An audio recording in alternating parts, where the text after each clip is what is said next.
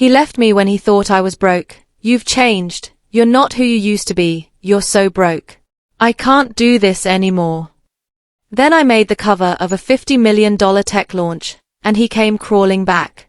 I'm Vanessa. I'm 29 years old, a businesswoman from one of the wealthiest families in Miami. I'm not spoiled. I'm not flashy. I was just born into privilege. My father owns several real estate companies, and my mother runs a chain of successful tech startups. I've never had to worry about money a day in my life, but when I met Thomas, things felt different. He was charming, kind, smart, ambitious. He made me laugh in ways no one else ever had. He told me he loved me for who I was, not for my last name or my bank account, and that meant the world to me. 2 years later, he proposed in Central Park, right under the cherry blossoms. It felt like a fairy tale, but even in that beautiful moment, something inside me hesitated. Too many men had tried to use me for my wealth. Some were obvious gold diggers, others were more subtle, smooth talkers who knew how to blend in until they got what they wanted. Thomas seemed different. Everyone else said the same, but they also said he was too smooth, too perfect, and in the back of my mind, I was scared. At first, the signs were small, easy to miss, easy to excuse, but they piled up. He never once paid when we went out. Not once, not even on my birthday. He said, "You're hard to impress. What do you get the girl who already has everything?" He said it with a smile, but it didn't feel like a joke. He borrowed my car often, sometimes without asking.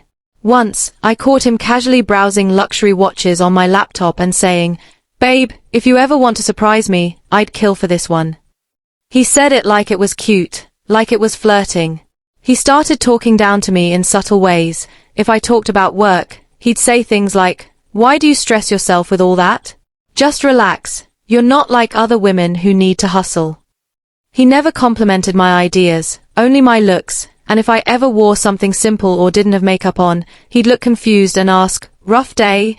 or "You don't look like yourself." He hated when I made decisions without asking him, like the time I bought myself a new investment property downtown. Instead of saying congratulations, he said, "You could have talked to me first. We're supposed to be building a life together."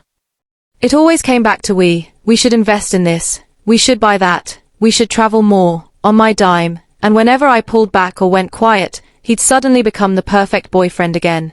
Sweet, supportive, playful, romantic. He'd cook dinner, light candles, draw me a bath, and for a moment, I'd forget why I was doubting him, but it always circled back.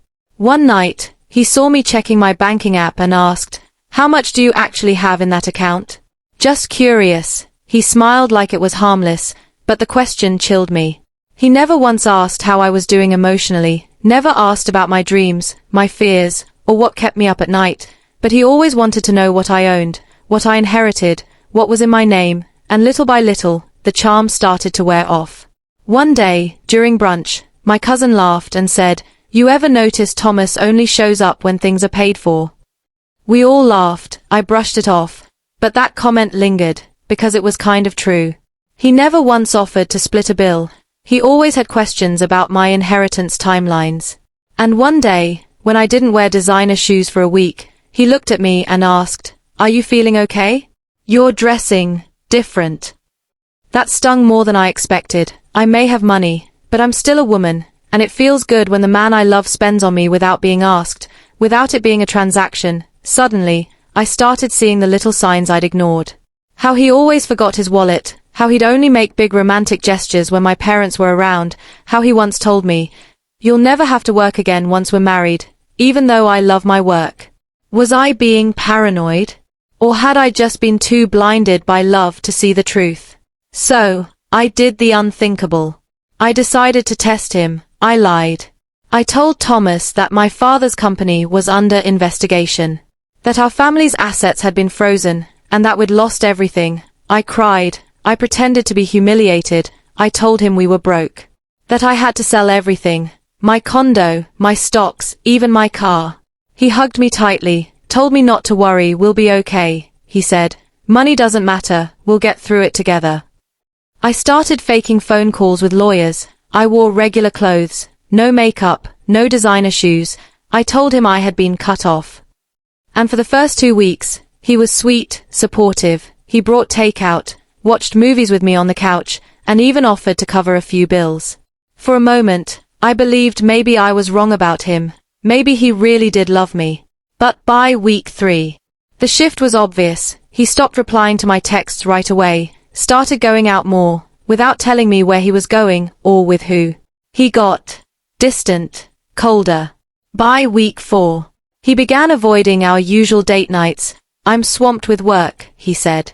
He no longer reached for my hand in public. He barely even looked at me the same, and when I finally asked if something was wrong, he just shrugged and said, "You've changed." Changed. I was still me, just without the luxury, without the shine. By week 6, it all came crashing down. I saw a message pop up on his phone from a woman named Clarissa. Had an amazing time last night, face throwing a kiss. Let's do it again tonight. My hands shook. My heart dropped. When I confronted him, he didn't even try to lie. He just stared at me, calm, cold, and said, "Look, Vanessa, you're not who you used to be. I'm sorry, but I can't do this anymore." No apology, no shame. 3 days later, he officially broke up with me. No tears, no long conversation. Just, "I need to think about my future, you understand, right?" 2 weeks after that, I saw them all over Instagram, him and Clarissa. Smiling, holding hands, lavish dates, jet rides, 5-star hotels. Clarissa, a wealthy heiress from New York, her father owns a billion-dollar hedge fund company. That's when everything clicked. He never loved me. He loved my lifestyle, the status, the access, the illusion of luxury. When that disappeared, so did he. And the worst part? I almost married him. People started sending me screenshots like, "Didn't you two just break up?" I stayed silent. No dramatic posts, no cryptic quotes, no public tears. But behind the scenes, I was working. I had partnered with a friend who ran a luxury business magazine. They were planning a feature on up-and-coming tech entrepreneurs, especially powerful couples and legacy leaders, and guess who made the cover? Me. With a bold headline that read, "Heiress Vanessa Cole returns to family business, launches $50 million startup fund for women in tech." That night, at exactly 2:04 a.m., Thomas texted me, "Vanessa, I didn't know, can we talk?" I didn't reply. An hour later, another message came in, "You're still the one I really love, I made a mistake." Then, I feel like a fool. And finally I felt relieved. Fast forward 6 months. I had healed, not just from Thomas, but from the version of myself that felt the need to prove I was worthy of love without wealth. I poured all that pain into purpose, launching a foundation that helped women recover from financial abuse, gold-digging relationships, and silent heartbreak. It made me stronger, wiser, untouchable. It gave me purpose, it gave me peace, it reminded me that I was more than what anyone could take from me. And Thomas. His karma arrived dressed in designer lies. Shortly after our breakup, Clarissa found out about the messages he'd sent me. She didn't just dump him, she humiliated him. She posted a cryptic TikTok that went viral, "When he leaves an heiress for you, only to sneak around and beg the first one to take him back." Her followers were brutal.